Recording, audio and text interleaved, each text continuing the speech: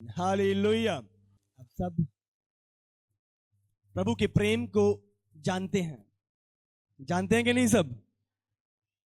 और हमें प्रभु के सत्य को पहचानना बहुत जरूरी है।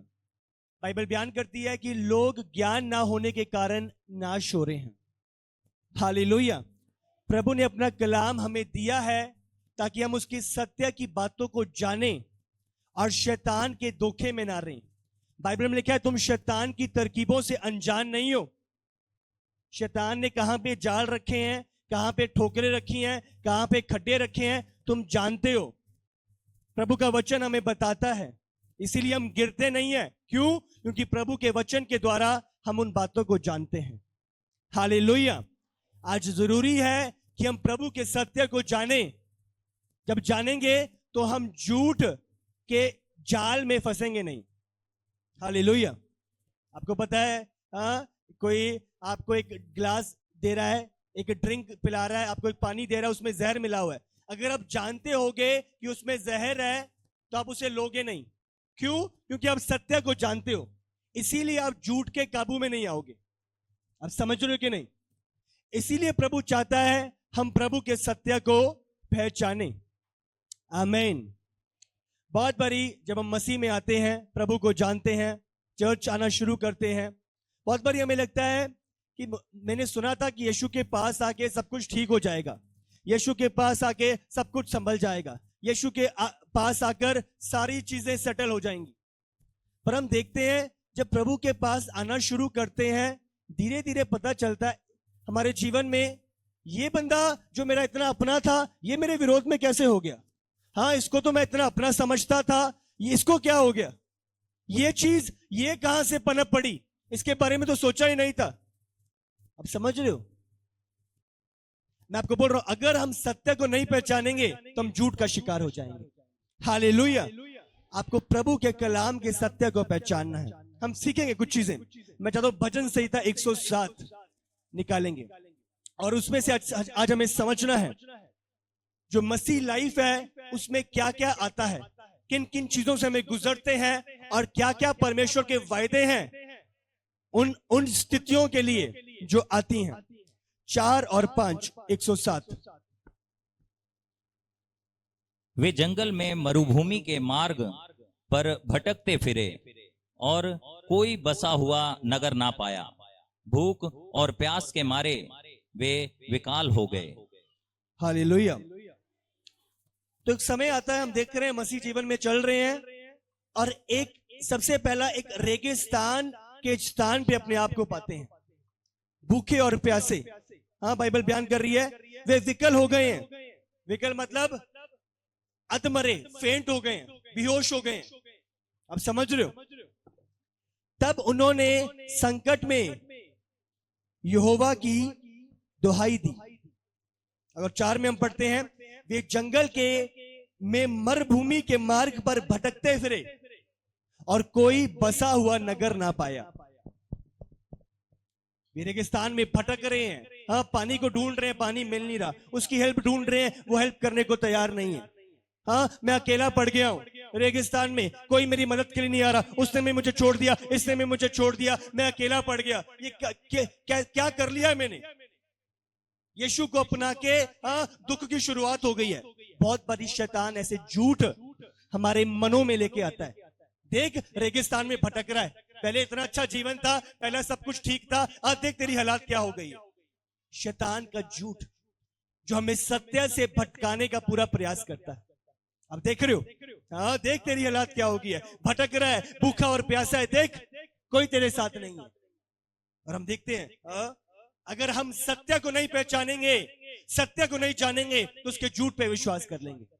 हालेलुया। पर अगर आप सत्य आपकी हृदय की गहराई में गड़ गया, कोई शत्रु का झूठ आपको गिराने ना पाएगा। यीशु के सामर्थी नाम से आप खड़े रहोगे, स्थिर रहोगे, बने रहोगे, यीशु के सामर्थी नाम से। हालेलुया। बहुत बार हम अपने आप को इस जंगल में पाते हैं, भटके हुए पाते हैं, अकेले पाते हैं, कोई साथ नहीं दे रहा, ऐसे लग रहा है निराशा ही निराशा छाई हुई है, कोई आशा दिखाई नहीं दे रही, हम घिर गए हैं। बहुत बार हम अपने आप को पाते हैं आगे लाल समुंदर, पीछे फिरौन की सेना, और हमें लग रहा है अब क्या होएगा, क्या कर लिया है हमने, कौन बचाएगा। आपको समझना है, आपको प्रभु की गहराई को पहचानना है। हालेलुया। आपको बताऊंगा इसके बाद प्रभु के वायदे। सबसे पहले जो स्थिति है, हम अपने आप को रेगिस्तान में पाते हैं। दूसरा, उससे बढ़ के हम अपने आप को एक बंदी गृह में पाते हैं, जेल। हम वचन निकालेंगे इसी का 107, हम इसका 10 पढ़ेंगे। जो अंधियारे और मृत्यु की व्यथा में बैठे और दुख में पड़े और बेड़ियों में जकड़े हुए थे। वे अंधियारे और मृत्यु की छाया में बैठे हैं। वे अंधकार और मृत्यु की छाया। बहुत बारी ऐसी स्थिति में चलते हैं कि अंधकार ही अंधकार दिखाई दे रहा है, कोई मार्ग दिखाई नहीं दे रहा, कोई रास्ता दिखाई नहीं दे रहा। अब समझ रहे हो। और दुख में पड़े बेड़ियों में जकड़े हुए हैं, दुखों से घिरे हुए बेड़ियों में जकड़े हुए हैं। बाहर निकलने का कोई राह ही नहीं लग रहा, हमें बंद कर दिया है। हाँ, हम बंद हो गए हैं। सोसाइटी ने अपना मुंह फेर लिया है, लोगों ने, पड़ोसियों ने अपना मुंह फेर लिया है, हमें बॉयकॉट कर दिया है, हमसे बात नहीं कर रहे। और हमें लग रहा है ये क्या हो गया है, ये कौन से बंदी गृह में मुझे डाल दिया है। यीशु के कारण मैं कौन से बंदी गृह में पड़ गया हूं, चेनों से जेल में मुझे बिठा दिया है। और लग रहा है कि ये चेने कभी खुलेंगे नहीं, मेरी हालात है। ये शत्रु का झूठ है, आपको समझना है। अब समझ रहे हो, उसके झूठ पे हमें विश्वास नहीं करना। प्रभु का सत्य सच है, प्रभु का वचन सत्य है। हालेलुया। तो आपको ध्यान देना है। ये क्या हो रहा है, ये बंदा जो मेरे साथ का था, ये मेरे विरोध में। हाँ, वहां से इतने विरोध मेरा क्यों हो रहा है, वहां से इतना सताया क्यों जा रहा है, इतनी सारी चीजें मेरी लाइफ में क्यों आ रखी हैं। ये मैं कौन सा बुरा काम कर रहा हूं, दुआओं तो कर रहा हूं। मैं कौन सा शराब के ठेकों पे जा रहा हूं, चर्च ही तो जा रहा हूं। आप समझ रहे हो। और उसके बावजूद इन बंदी गृह में ये चेन के साथ ये क्या हो रहा है, बहुत बड़ी हमें समझ नहीं आता। अब समझ रहे हो, मैं अच्छा काम तो कर रहा हूं, फिर भी मुझे गालियां दे रहे हैं, मेरे विरोध में चल रहे हैं। और हम हैरान होते हैं। पहले जब गलत काम करता था तब तो किसी ने कुछ बोला नहीं, आज ये सब मेरे खिलाफ क्यों हो गए हैं, आज ये सब मेरे विरोध में क्यों आ गए हैं। हम हैरान होते हैं। अब समझ रहे हो, हम अपने आप को उस बंदी गृह में पाते हैं और हमें लगता है कि क्या, कैसे। बंदी गृह, दूसरा स्थान जो मसीह जीवन से निकलते हैं, बंदी गृह का स्थान। अब समझ रहे हो, ये स्थान है, ये समय है, ये पीढ़ियां हैं जो आती है पर ठहरती नहीं है। हालेलुया। आपको ध्यान देना, ये आती तो है पर ठहरती नहीं है। लाल समुद्र आता तो है पर ठहरता नहीं है। प्रभु मार्ग निकालता और आपको निकालता है अगले राह पे, यीशु के सामर्थी नाम से। खड़े रहो, अड़े रहो प्रभु में। हालेलुया। मूसा ने कहा, देखो ठहरे रहो और प्रभु के जलाली काम तुम्हारे जीवन में, तुम्हारी आंखों के आगे प्रकट होंगे। आमीन। ठहरे रहो, ठहरे रहो, ठहरे रहो। ये बंदी गृह, ये चेन जो आपको दिखाई दे रही है, चिंता ना करो, प्रभु में स्थिर रहो, खड़े रहो। हालेलुया। वो बंदी गृह जिनमें पतरस यूहन्ना को डाला गया था, पौलुस सिलास को डाला गया था, वो उन्हें रोक ना पाए, ठहर ना पाए। जब वो वर्शिप कर रहे थे, प्रभु की महिमा कर रहे थे, बाइबल में लिखा है वो चेनें खुल गई, वो चेनें टूट गई, वो बंदी गृह खुल गया और वो लोग नाचते झूमते हुए उस बंदी गृह से बाहर निकाले गए। मैं आपको बोल रहा, अगर आपकी महिमा बंद नहीं हुई, आप निकाले जाओगे यीशु के सामर्थी नाम से। हालेलुया। अगला, हम अपने आप को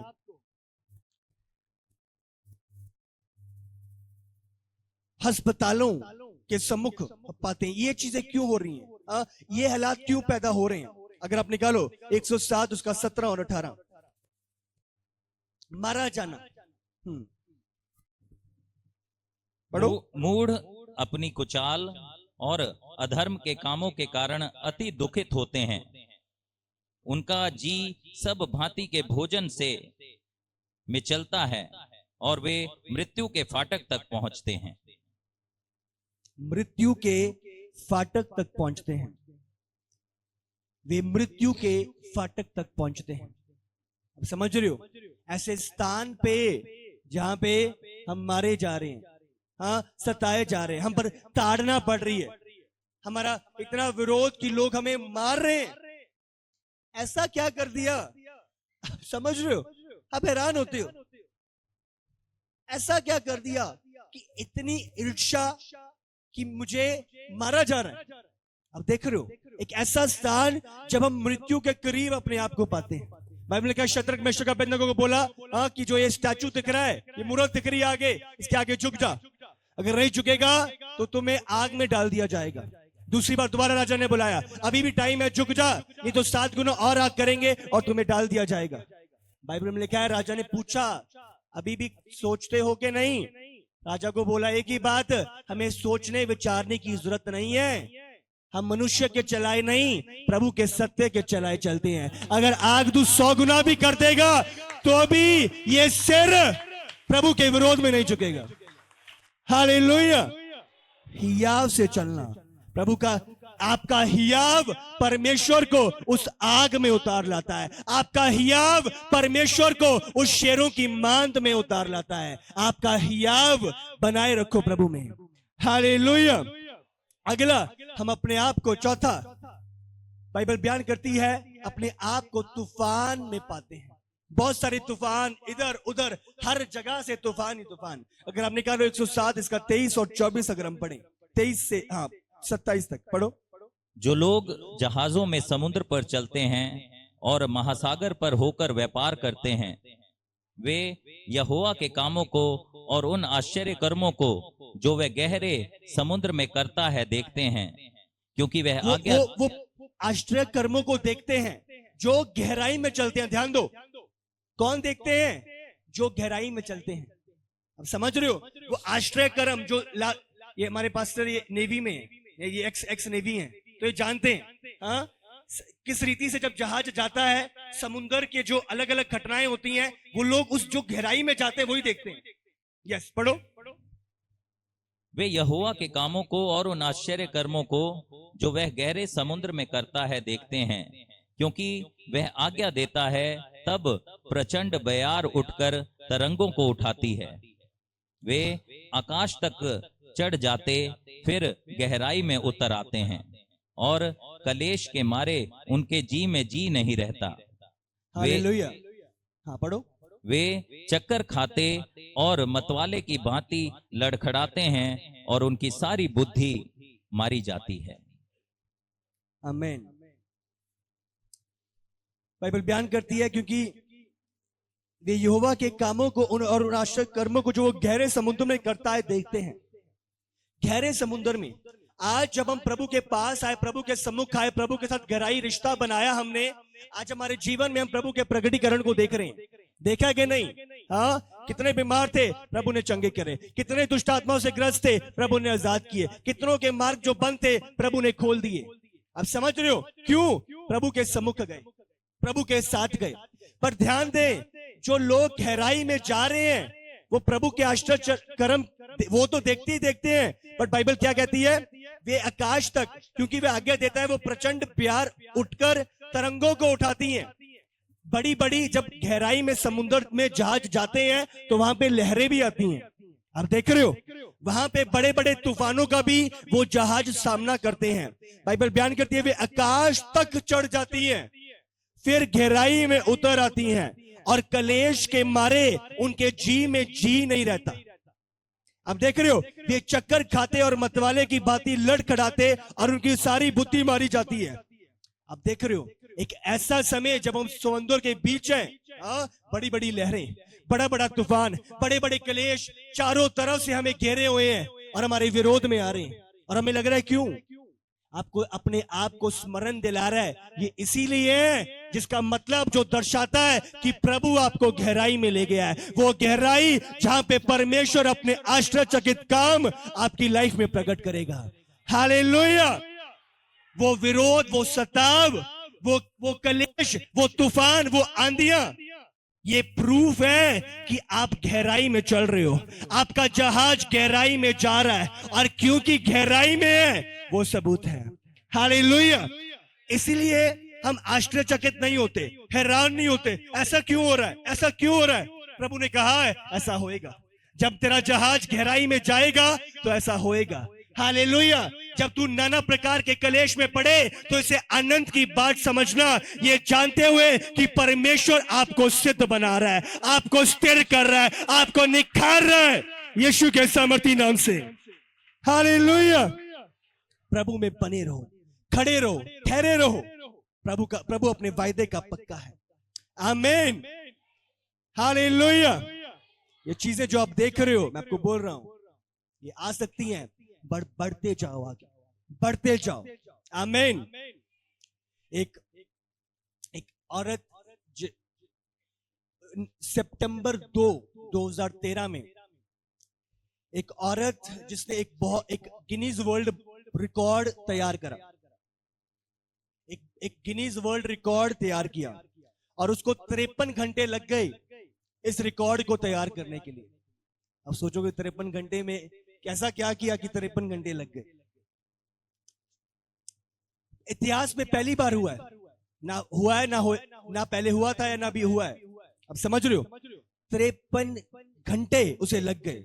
और क्या किया था उसने? एक तट से लेके दूसरे तट तक 177 किलोमीटर वो एक तट से लेके तैर कर दूसरे तट पे गई। अब समझ रहे हो, ये रिकॉर्ड है। 177 किलोमीटर बिना पानी से निकले। अब समझ रहे हो, बहुत सारा विरोध था, बहुत सारे तूफान थे, बहुत सारे जानवर थे, और ये भी रिकॉर्ड है बिना कोई शार्क केज के। अब देख रहे हो, एक प्रोटेक्शन के लिए एक केज बांधा जाता है कि कोई भी बड़ा जानवर या कोई बड़ी मछली उसे ले ना ले। बिना उस जहाज के उसने उस कार्य को, उसमें वो आगे बढ़ी। हालेलुया। और उससे पहले 4 बारी उसने और ट्राई किया था, बट वो फेल हो गई थी। बट उसने उस कार्य को करना बंद नहीं किया। और 64 साल की उम्र में, आप समझ रहे हो, उस औरत ने 2013 में ये वर्ल्ड रिकॉर्ड स्थापित किया। हालेलुया। आपकी स्थिरता मायने करती है।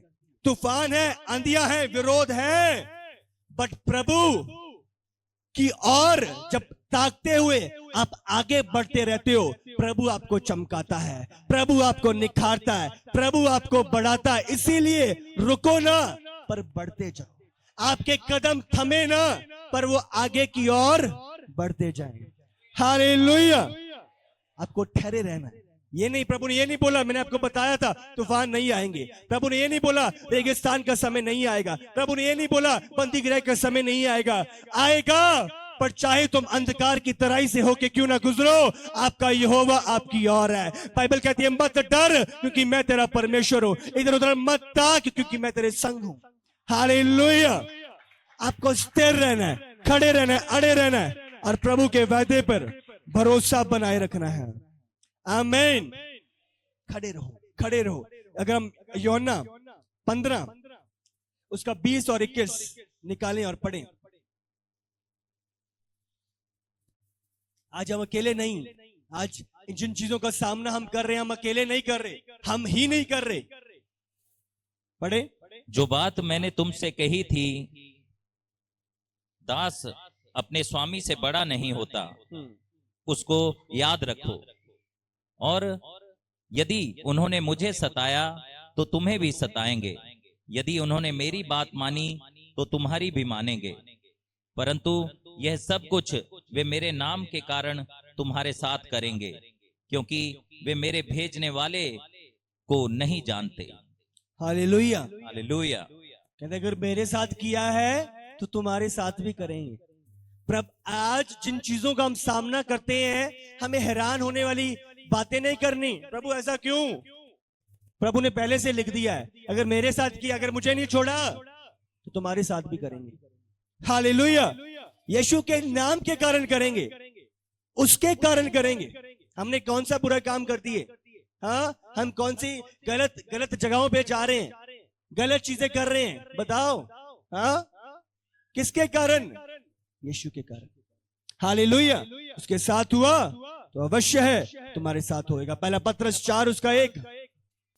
इसलिए जबकि मसीह ने शरीर में होकर दुख उठाया, तो तुम भी उसी मनसा को हथियार के समान धारण करो, क्योंकि जिसने शरीर में दुख उठाया वह पाप से छूट गया। हालेलुया।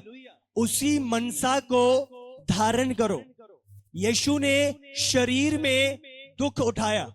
अब देख रहे हो, यीशु ने शरीर में दुख उठाया। अपने पड़ोसी को बोलो, यीशु ने शरीर में दुख उठाया। हालेलुया। अगर उसने उठाया, आज हम पर आ रहा है, कोई बड़ी बात नहीं है। प्रभु ने कहा अगर मेरे साथ हुआ है तो तुम्हारे साथ भी होएगा। तो उन बातों को जानते हुए हियाव बांधकर सहने की सामर्थ्य में चलो। आमीन। सहने वाला हमेशा बड़ा होता है। ध्यान रखना, हमेशा सहने वाला हमेशा बड़ा होता है। हालेलुया। प्रकाशित वाक्य की पुस्तक निकालेंगे 3 उसका 5 पढ़ेंगे।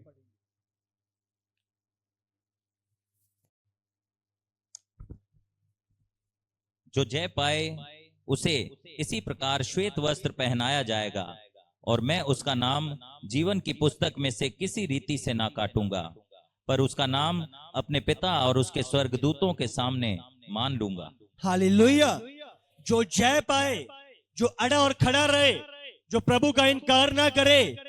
बाइबल में लिखा है, प्रभु ने बोला, यीशु ने बोला, मैं भी फिर सारे स्वर्गदूतों के सामने उनका इनकार नहीं करूंगा, पर मान लूंगा, हाँ ये मेरी संतान है, हाँ ये स्वर्ग का वारिस है, हाँ ये अनंत काल का जीवन मेरे साथ स्वर्ग में बिताएगा।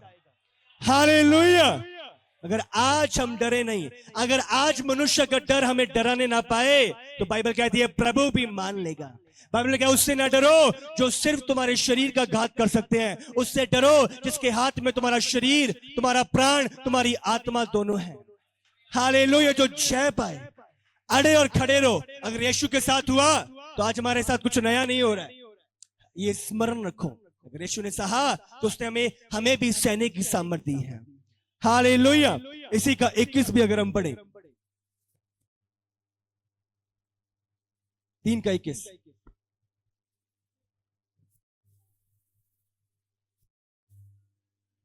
जो जय पाए मैं उसे अपने साथ अपने सिंहासन पर बैठाऊंगा, जैसे मैं भी जय पाकर अपने पिता के साथ उसके सिंहासन पर बैठ गया। हालेलुया। जो जय पाए, प्रभु ने सहा, हाँ, पर वो अड़ा और खड़ा रहा। जैसे मैं सिंहासन पे बैठा हूं, तो वो लोग भी जो जय पाएंगे, जो डरेंगे और घबराएंगे नहीं, और जो जय पाएंगे उन्हें मैं भी उन सिंहासनों पे बैठाऊंगा। हालेलुया। बैठना चाहते हैं कि नहीं सिंहासनों पे? स्वर्गीय सिंहासनों पे, हाँ, धरती के नहीं, स्वर्गीय सिंहासन, जो गद्दी हमेशा बनी रहेगी। हालेलुया। ये सरकारों की तरह नहीं है, आज बदल गई, कल को कोई और है, कल को कोई और है। एक ऐसी गद्दी जो प्रभु की ओर से है और जो अंत तक स्थिरता के साथ आपकी लाइफ में बनी रहेगी, यीशु के सामर्थी नाम से। हालेलुया। 1 कुरिन्थियों 10 उसका 13।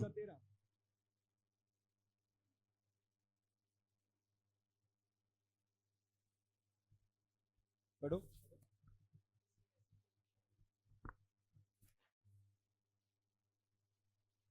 तुम किसी ऐसी परीक्षा में नहीं पड़े जो मनुष्य के सहने से बाहर है।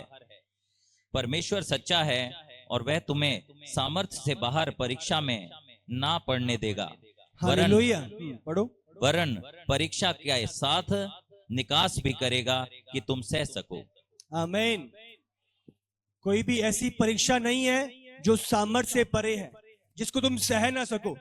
अब समझ रहे हो? ध्यान रखो, ये तो मेरे सहने से परे है, हाँ ये तो बहुत प्रभु ने कहा कोई भी ऐसी परीक्षा याद रखो तुम पर ना पड़ेगी जो तुम्हारे सहने से परे है। इसका मतलब जो आ रहा है मेरे सहने के अंदर है, इसका मतलब मैं सह सकता हूं, मेरे अंदर कैपेबिलिटी है, मेरे पास क्षमता है सहने की। हालेलुया। तो इसीलिए हमें डरना और घबराना नहीं है, पर जानना है जो आ रहा है मेरे पास सहने की क्षमता है। हालेलुया। सहने की क्षमता है। अपने पड़ोसी से बोलो, मेरे पास सहने की क्षमता है। यीशु ने मुझे सहने की क्षमता दी है। हालेलुया। तारीफ करो जोर से प्रभु के लिए।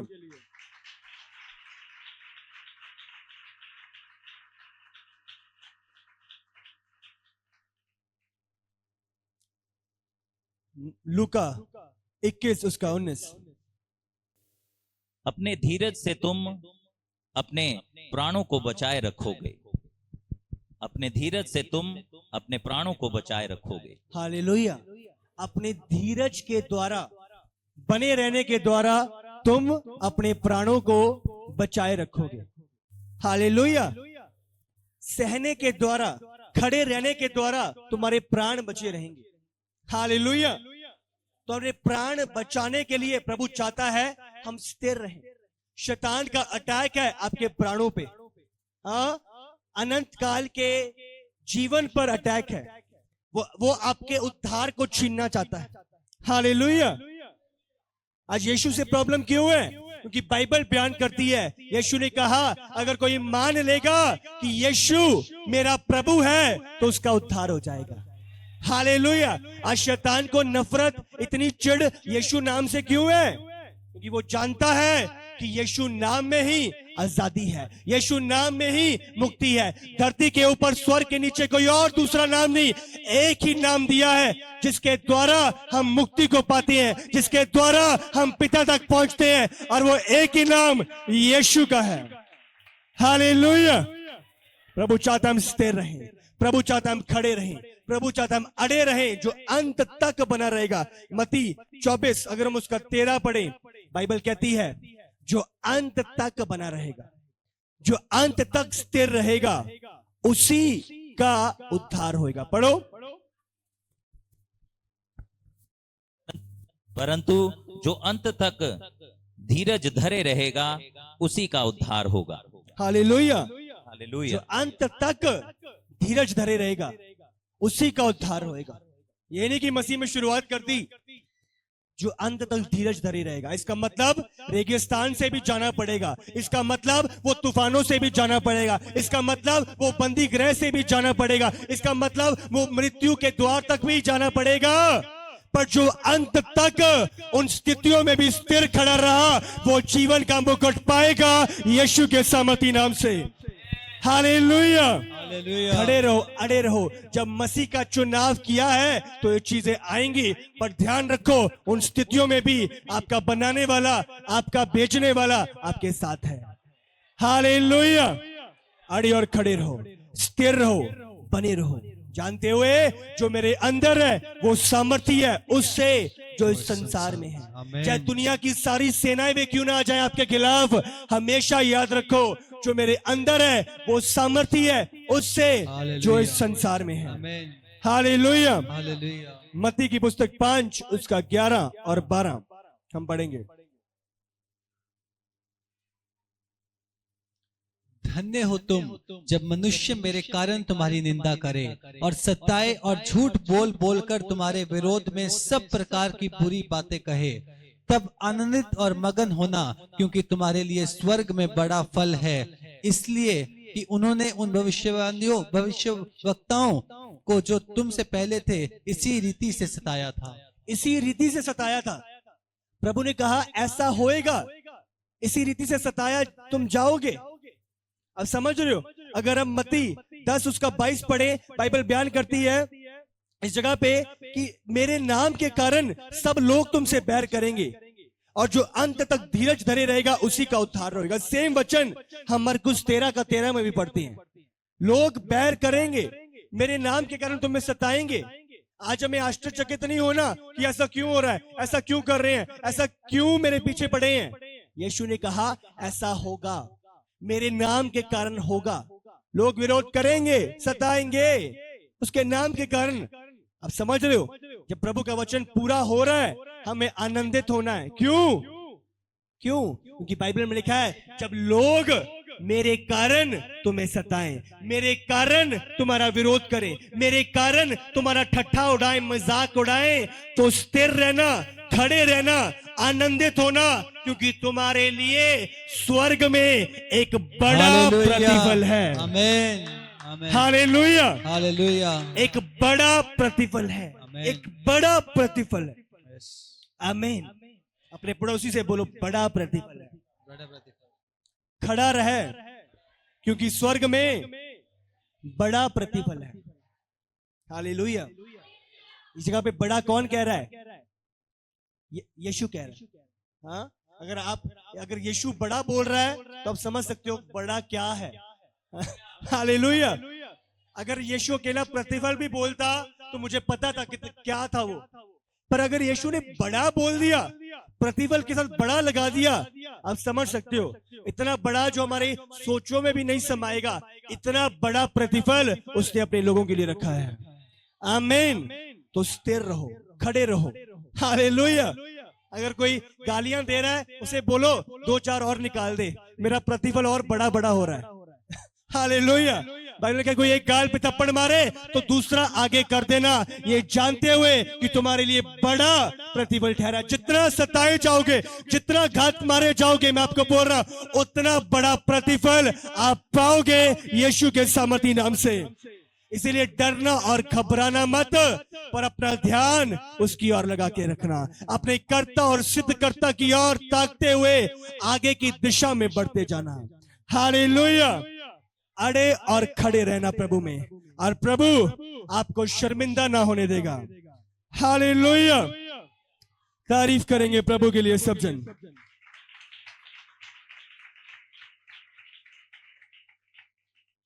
प्रकाशित वाक्य 2:10।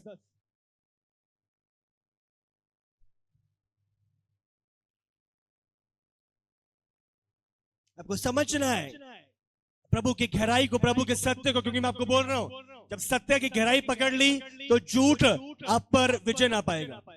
पढ़ो।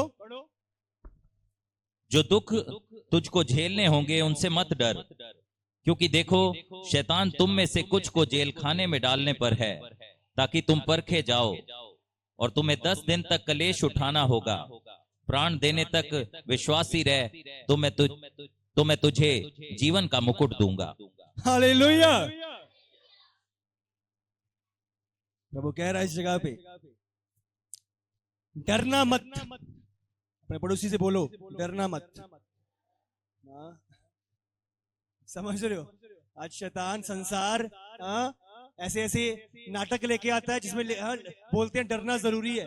हाँ, ये शैतान और संसार की बातें हैं। प्रभु बोलता है मत डर, डरना जरूरी नहीं है। हमारा प्रभु का कलाम कहता है कि मत डर। हालेलुया। अपने पड़ोसी से दोबारा बोलो मत डर।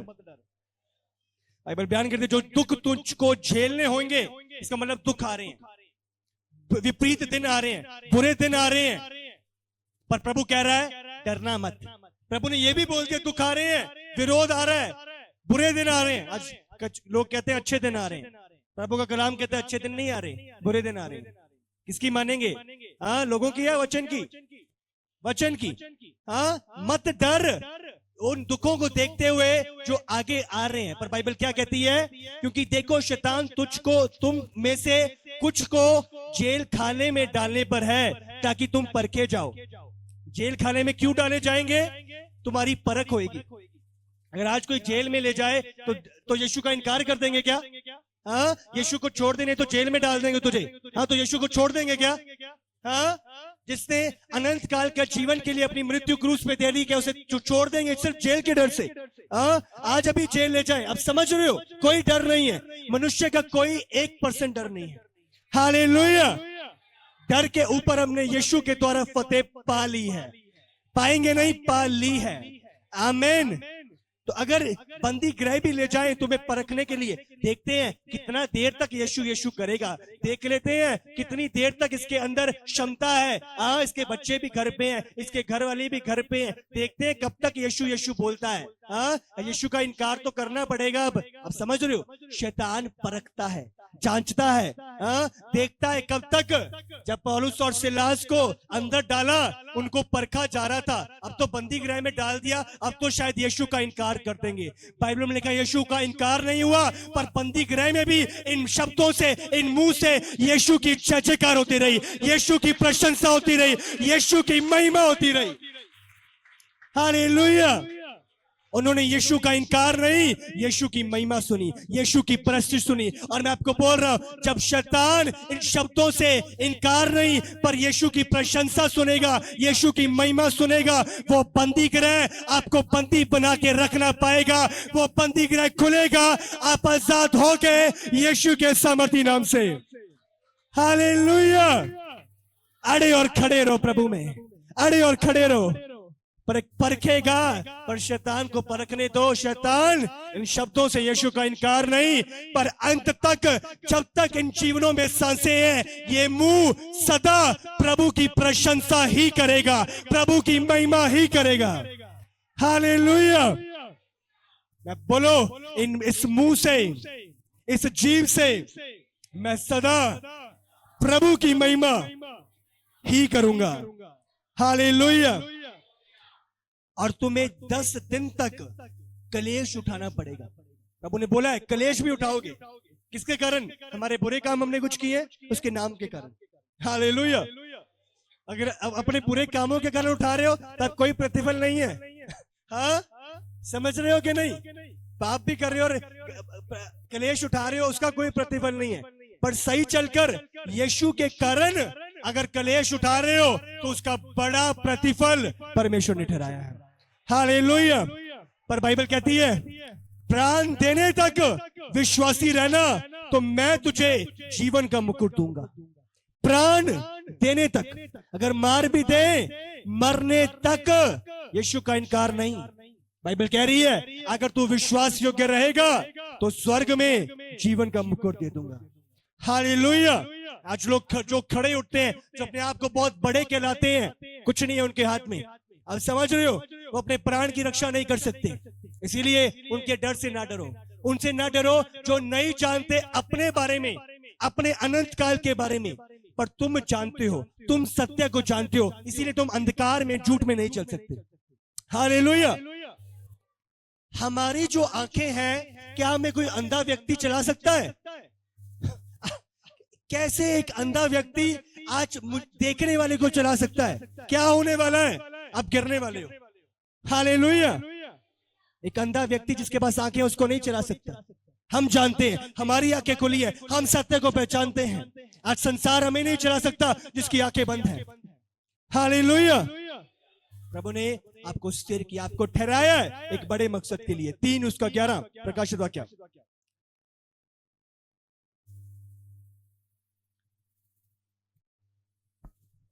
मैं शीघ्र ही आने वाला हूँ, जो कुछ तेरे पास है उसे थामे रह कि कोई तेरा मुकुट छीन ना ले।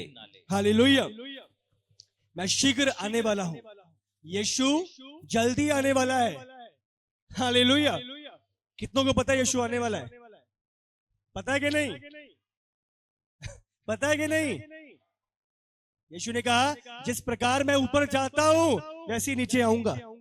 तुम्हारे लिए घर बनाने जाता हूं पर तुम्हें लेने के लिए आऊंगा, ताकि जहां मैं रहता हूं वहां तुम भी रहो। हालेलुया। अंतिम समय के चिन्ह पूरे हो रहे हैं। मत्ती 24 में अगर आप पढ़ो, पूरे अंतिम समय के चिन्ह दिए हुए हैं, किस रीति से यीशु आएगा और कलीसिया उठाई जाएगी। हालेलुया। एक एक चिन्ह, बहुतों का प्रेम ठंडा पड़ जाएगा। तुम भूचालों के विषय में सुनोगे, महामारियां फैलेंगी। अभी कोरोना गया है और भी बहुत बड़ी महामारियां आ रही हैं। तुम भूचालों के विषय में सुनोगे, सुनामियां आएंगी, युद्धों की चर्चा सुनोगे। यूक्रेन, रशिया, इजराइल, हमास, कितने युद्धों की चर्चाएं सुन रहे हैं। ये सब अंतिम समय की निशानी है। बाइबल में प्रकाशित वाक्य 13 में लिखा है एक चिप है जो मनुष्य के शरीर के अंदर लगाई जाएगी। और एलन मस्क जो दुनिया का सबसे अमीर व्यक्ति है, सिर्फ पैसे में, वैसे हम सबसे अमीर हैं आत्मा में, क्योंकि हमारे पास उद्धार है जिसको दुनिया की सारी दौलत भी खरीद नहीं सकती है। हालेलुया। तो उसने जो एक चिप बनाई है उसे पहले इंसान के अंदर भी उसे लगा दिया है। आप देख रहे हो, पहले मनुष्य के अंदर, और बाइबल में पहले से लिख दिया गया था कि वो तुम्हारे राइट हैंड, दाएं हाथ या तुम्हारे माथे में लगाई जाएगी, जिसके द्वारा ही लेन देन होएगा। हालेलुया।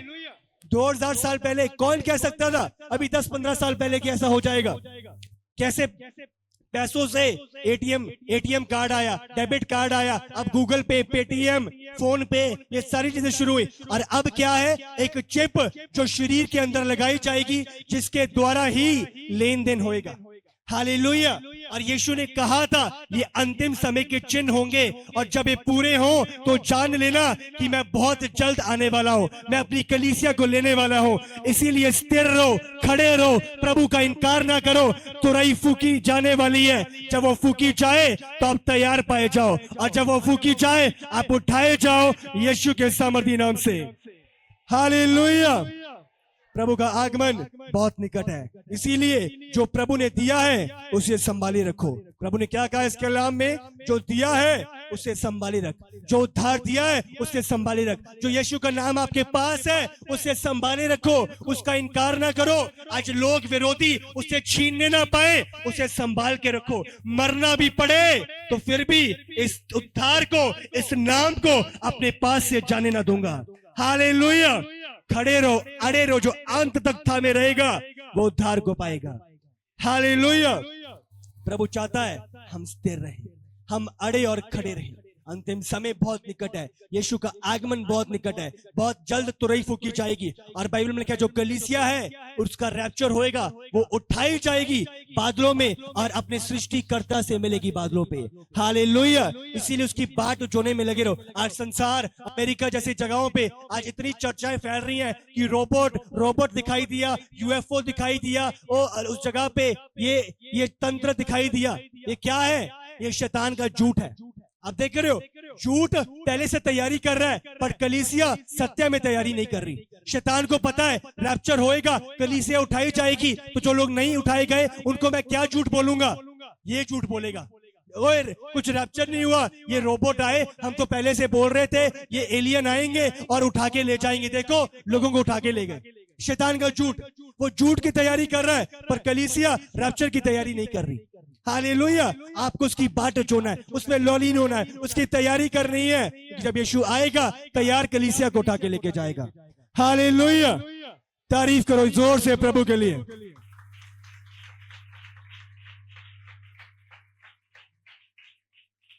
हालेलुया। मैं तैयारी करनी, इसका आगमन बहुत निकट है। आमीन। प्रभु चाहता है हम रेडी रहें, हम तैयार रहें। हालेलुया। 107 हम दोबारा निकालेंगे और उसके बाद इसको मैं कंप्लीट करूंगा। अब समय हो चुका है और हमें करना क्या है?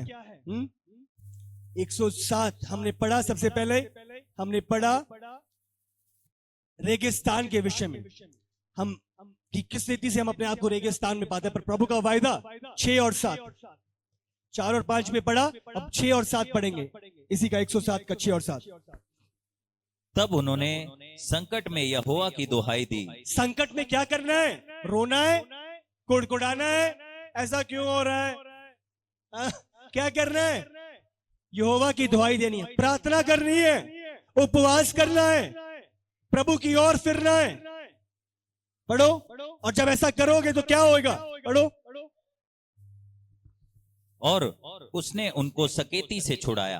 और उसने उन्हें सकेती से छुड़ाया, जल्दी छुड़ा लिया उन्हें। तो जब हम प्रार्थना करेंगे, जब उन्होंने आराधना करी, प्रशंसा करी बंदी गृह में, वो छुड़ाए गए। इसी प्रकार रोना नहीं है, कुड़कुड़ाना नहीं है, कंप्लेन नहीं करनी, ये क्यों हो रहा है?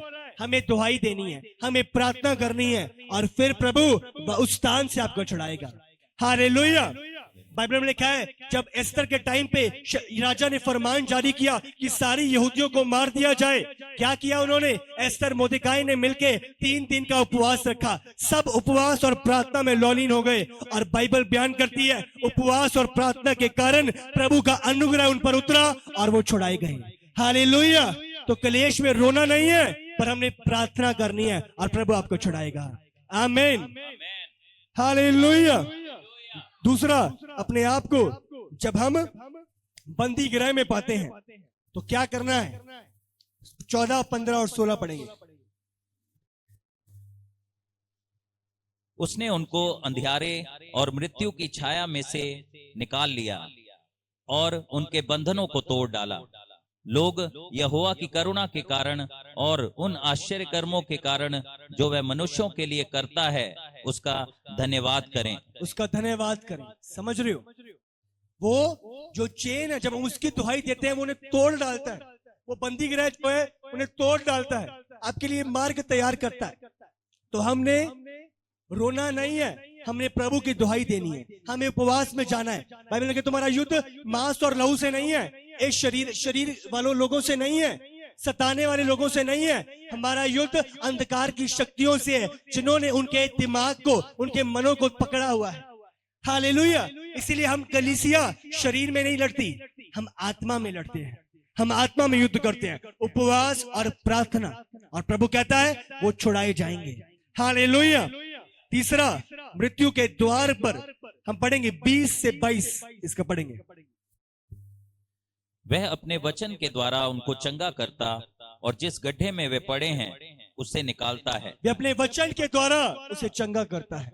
हालेलुया। प्रभु के वचन को आपने पढ़ना है, वचन के लिए भूखे और प्यासे रहना है, प्रभु के कलाम को सीखना है। हालेलुया। 4 बातें जो कलीसिया पहली सेंचुरी की करती थी, वो प्रेरितों से शिक्षा पाने में लौलीन थे, वो प्रार्थना करने में लौलीन थे, वो रोटी तोड़ने में लौलीन थे और संगति रखने में लौलीन थे। हालेलुया। ये 4 बातें हैं जिसमें इस समय कलीसिया को बढ़ना है, कलीसिया को लौलीन होना है और कलीसिया को परमेश्वर की हजूरी में आकर प्रभु के वचन को, प्रभु की इच्छा को पूरा करना है। आमीन। इसके साथ अब हम कंप्लीट करेंगे 29 से पढ़ेंगे। चौथा, तूफान जब हमारे चारों तरफ आते हैं तो हम पढ़ेंगे 29 से पढ़ेंगे 32 तक। वह आंधी को शांत कर देता है और तरंगे बैठ जाती हैं, तब वे उनके बैठने से आनंदित होते हैं। जब वो आप दुहाई देते हो तो वो तूफानों को थाम देता है। जब यीशु सो रहा था और चेलों ने यीशु को उठाया, क्या हुआ? यीशु उठा और उसने आंधियों को शांत किया।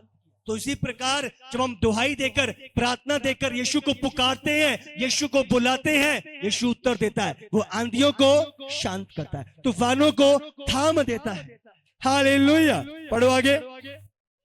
तब वे उनके बैठने से आनंदित होते हैं और वह उनके मन चाहे बंदरगाह में पहुंचा देता है। आमीन। और फिर वे आनंदित होते हैं, वे प्रभु की स्तुति करते हैं, वे प्रभु की महिमा करते हैं, वे प्रभु के गुणगान गाते हैं। हालेलुया। हर एक बात के बाद हम देखते हैं उन्होंने प्रभु की प्रशंसा करी। आमीन। तो इसीलिए आपको प्रभु की प्रशंसा करनी है, आपको प्रभु में लौलीन रहना है, आपको प्रभु में स्थिर रहना है, ये जानते हुए कि हमारे लिए प्रभु ने एक बड़ा प्रतिफल रखा है। आपको डरना और घबराना नहीं है, पर स्थिरता से चलते जाना है। अकेले क्यों ना पड़ जाओ, सब खिलाफ क्यों ना हो जाए, फिर भी अड़े और खड़े रहना। जान देने तक जो विश्वास योग्य रहेगा वो उद्धार को पाएगा, वो जीवन के मुकुट को पाएगा, वो अनंत काल का जीवन यीशु के साथ बिताएगा। हालेलुया। प्रभु में स्थिर रहो, खड़े रहो, अड़े रहो यीशु के सामर्थी नाम से। आमीन। आमीन। तारीफ करो प्रभु दे लई।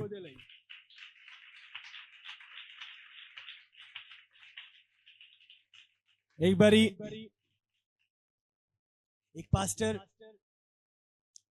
अमेरिका से चाइना में आया, और चाइना में आपको पता है बहुत विरोध है, बहुत सताव है, और ऐसी संगतियां होती नहीं है। बाइबल्स होना वहां पे एक जुर्म है। आप समझ रहे हो?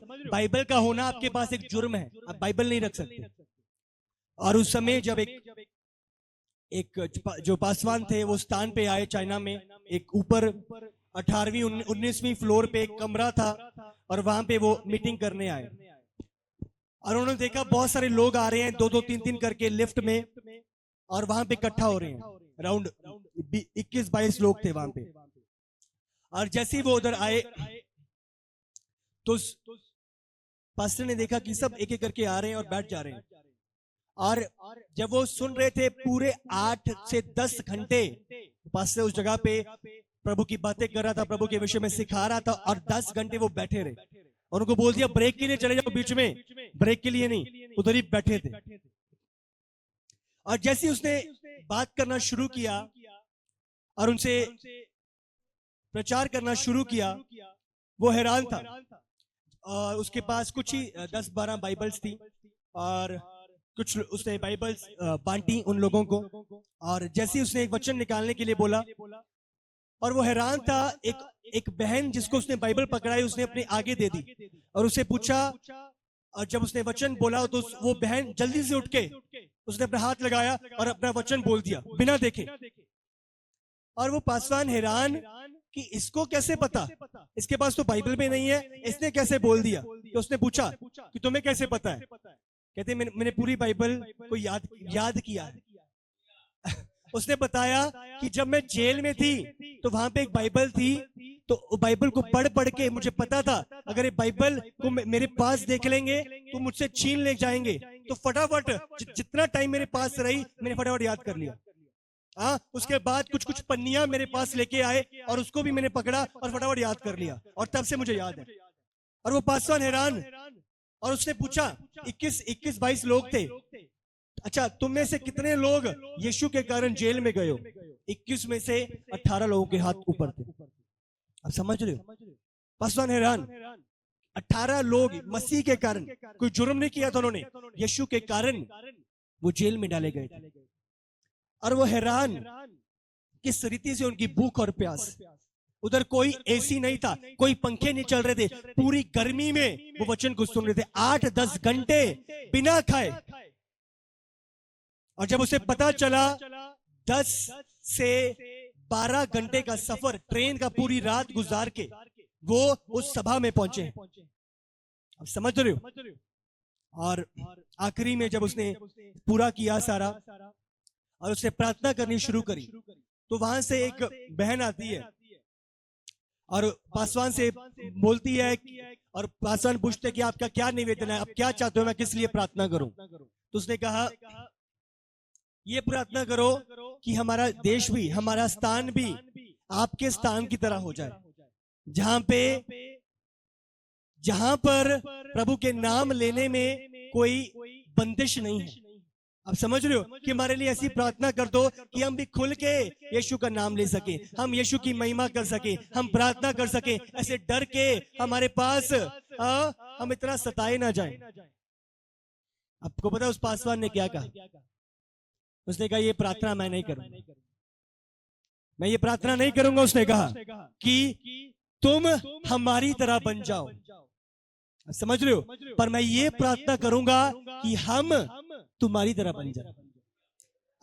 आपको समझना है?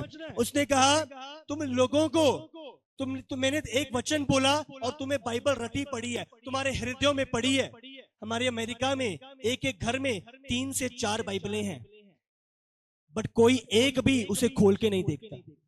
आप समझ रहे हो? उसने कहा तुम 8-8, 12-12, 15-15 घंटे सफर करके आए हो प्रभु के कलाम को लेने के लिए।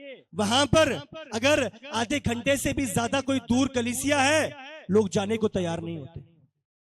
उसने कहा तुम बिना एसी, बिना पंखे के 10-10 घंटे यहाँ पे बैठे हो, वहां पर अगर जरा सा एसी ना हो, जरा सा गर्मी लग रही हो, जरा सा पंखा ना हो, तो वहां पे लोग 10 मिनट बैठते नहीं है।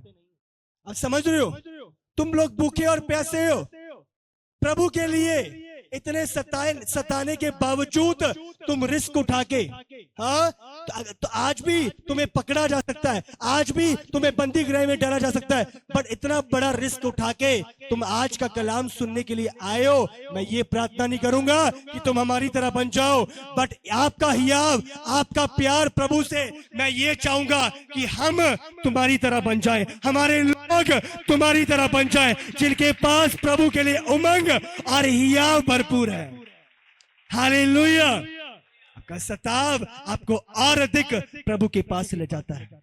आमीन। इसीलिए डरो और घबराओ ना, पर धन्यवाद करो, आनंदित रहो, इसी में आपका आनंद छुपा हुआ है।